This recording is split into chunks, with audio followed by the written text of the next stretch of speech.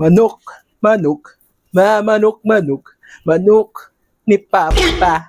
Manok, manok, manok, manok, Uy, B. manok. Ha? Ano niluluto mo? Oh, masarap ah. Bango ah. Nag-request ka di ba nung nakaraan pa ng tinola? Oo nga. O, nakadiskarte ako kanina ng papaya. Eh, di, tinuloy ko na yung pagluluto. Ayos Oh, ah. di ba? Wala lang ako nakuha ang tawag dito. Dahon ng sili. Mas mabango sana yung may dahon ng sili. Pwede na yan. Oh, di ba? Bango na nga. Bango, sarap na. niyan. Sarap, amoy pa lang. Mabango na. Sabaw pa lang. Oh, ulam di na. ba? Ganun yun eh. Kailangan kasi pag nagluluto ka, yung nakakanta-kanta ka, yung masaya ka, para mas masarap yung luto. Ay, di ba? Ganun yun. Napapansin niyo yung manok?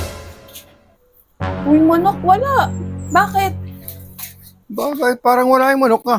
Kulang na. Kulang na eh. Ilan ang nawala? Dalawa. Wala. Baka kagabi.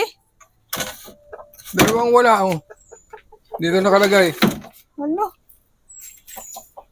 Ano naman kukuha nun? Aba. Ay baka nga naman kinuha kagabi. Uy, wala daw yung manok doon ni Papa. Dalawa. Alin? Dalawang inahin niya. Inahin? Oo, hinahanap niya. Baka kagabi na wala. Hindi ko alam.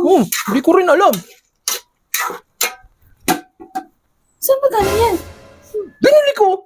Anong binili mo? Eh, hindi ka naman sa akin nahingi ng pera pambili niyan. Saan ba talaga galing yan?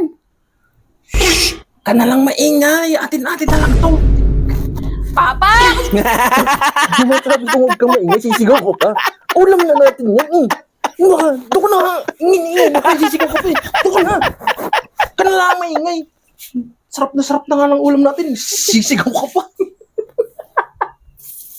Manok, manok, manok, manok.